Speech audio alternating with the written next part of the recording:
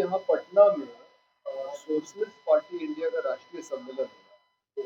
ये वो पार्टी है जो 1934 में बनाई गई थी और जब 34 में बनी थी तो भी इसका स्थापना सम्मेलन पटना में ही अंजुमन इस्लामिया हॉल में हुआ था। इसके पहले अध्यक्ष आचार्य नरेंद्र देव जी थे। इसके महासचिव जयप्रकाश नारायण थे, डॉक्टर राम मनोहर लोहिया, अतुल पटवर्धन, वीनू मसानी, अब्दुल बारी, ऐसे कई लोगों ने मिलकर इस पार्टी को यहाँ बनाया था। ये पार्टी भारत की एक अलग तरह की पार्टी है। इसने हमेशा मुद्दों को उठाया। चुनाव लड़ना, किसी भी तरह से सत्ता पे कब्जा करना, ये उसका कभी भी उद्देश्य नहीं रहा है। इसने हमेशा जनता के मुद्दों को उठाया है। चाहे डॉक्टर लोहिया की सप्त क्रांति हो, जिसमें नर नारी समानता की बात उन्होंने, सप्त क्रांति का नंबर 1 बिंदु है। उस समय ये बात उठाई थी जबकि भारत में कोई नारीवादी आंदोलन नहीं था। उन्होंने 100 में पाँव में पिछड़े 60, सोशलिस्टों ने बांधी गांठ। अनुसूचित जाति जनजाति का आरक्षण संविधान में डॉक्टर अंबेडकर ने दिया, लेकिन पिछड़ा वर्ग के आरक्षण की बात पहली बार डॉक्टर लोहिया ने उठाई और 100% आरक्षण की मांग की। उनके पिछड़ा में अल्पसंख्यक, महिला, आदिवासी भी शामिल थे। तो भुखमरी का सवाल किशन पटनायक सोशलिस्ट पार्टी कम उम्र के सांसद उस समय उड़ीसा से उन्होंने उठाया। डॉक्टर लोहिया ने कहा कि अमीर गरीब के बीच में 10 गुना से ज़्यादा का अंतर नहीं होना चाहिए। डॉक्टर लोहिया ने कहा कि दाम बांधो की नीति होनी चाहिए।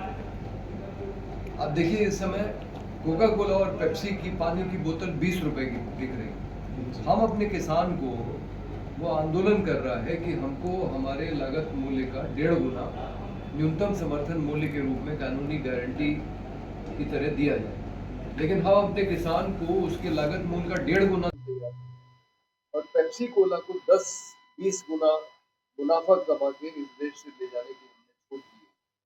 तो डॉक्टर लोहिया ने कहा था कि हर एक चीज का दाम सरकार बांधे, तय करे कि कितना दाम होना चाहिए। इस तरह के मूल मुद्दों को उठाने वाली ये पार्टी है और अभी भी हम लोग उन्हीं मुद्दों को उठा रहे हैं। अभी हाल में ही पिछले महीने कर्पूरी ग्राम से, जो कर्पूरी ठाकुर जी का गांव है, आपको मालूम है कि कर्पूरी ठाकुर जी सोशलिस्ट पार्टी से पहली बार बिहार के मुख्यमंत्री बने थे और उन्होंने शिक्षा के क्षेत्र में अंग्रेजी की जो अनिवार्यता थी मैट्रिक स्तर पे, उसको समाप्त किया, जिसकी वजह से बिहार के बहुत सारे वंचित तबकों के बच्चे, ग्रामीण इलाकों के बच्चे उच्च शिक्षा के लिए महाविद्यालय और विश्वविद्यालयों में।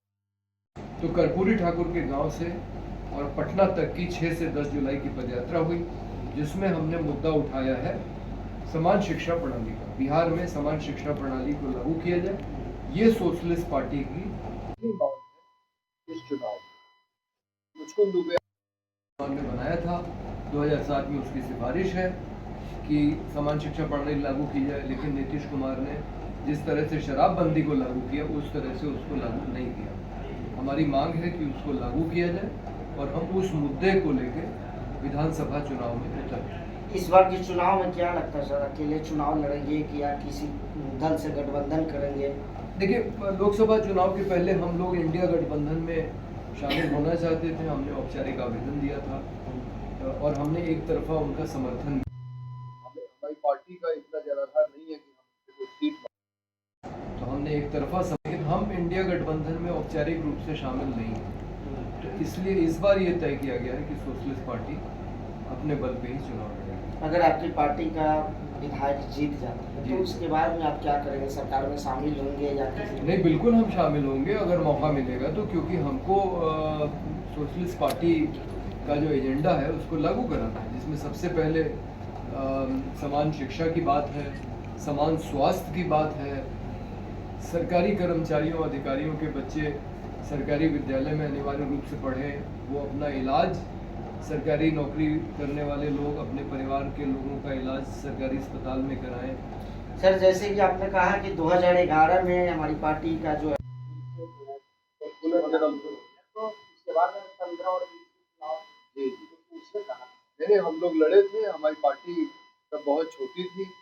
पिछले चुनाव में बीहपुर, भागलपुर से गौतम कुमार प्रीतम चुनाव लड़े थे। इस समय वो राजद में है और 5 या 6 उम्मीदवार थे और मैं सभी चुनाव क्षेत्रों में गया था। उस समय हमारी पार्टी बहुत ही छोटी थी, लेकिन अब हमारी पार्टी थोड़ी सी मजबूत हुई है, इसलिए हम पटना में प्रेस वार्ता भी कर पा रहे हैं। उस समय तो हमारी वो भी हैसियत नहीं थी। तो हम लोग का ये बिहार का तीसरा विधानसभा चुनाव है, पार्टी के जिंदा होने के बाद। पार्टी के जिंदा होने के बाद मैं काइंड ऑफ स्टूडेंट रिप्रेजेंटेटिव बन के यहाँ पे हूँ।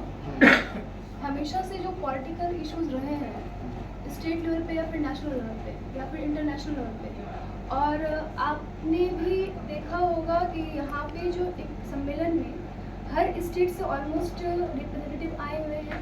उन्होंने हर स्टेट का अपना अपना एक रखा है कि उन्होंने क्या घोषणा पत्र में समान शिक्षा को ऐसा कोई कार्य बताइए सर जो अभी तक नीतीश कुमार जी नहीं किए, लेकिन आपकी पार्टी जो अगर सत्ते में आती है तो वो बदलाव करेंगे।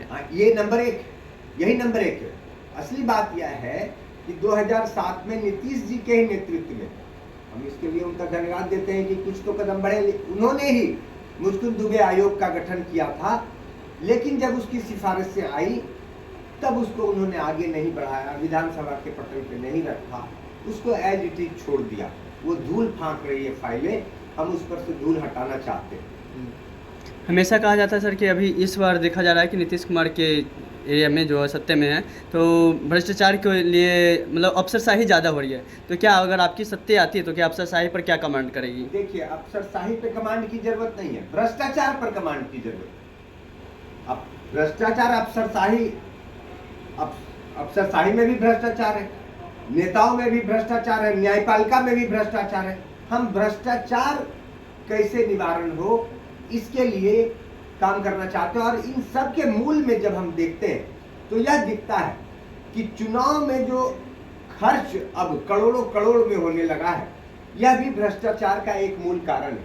क्योंकि नेता अगर भ्रष्टाचार नहीं करे तो ये करोड़ों करोड़ में चुनाव कैसे लड़े, ये समस्या नेता की आ रही है। अब नेता अगर भ्रष्टाचार करेगा तो अफसर को भ्रष्टाचार करने से रोक नहीं सकेगा। तो पहले जरूरी है कि नेता भ्रष्टाचार ना करे, तभी वो अफसर को रोकेगा। और नेता भ्रष्टाचार ना करे तो कोई सिस्टम ऐसा आना पड़ेगा कि चुनाव में नेता को इतना खर्च किए बिना भी जीत हासिल हो सके।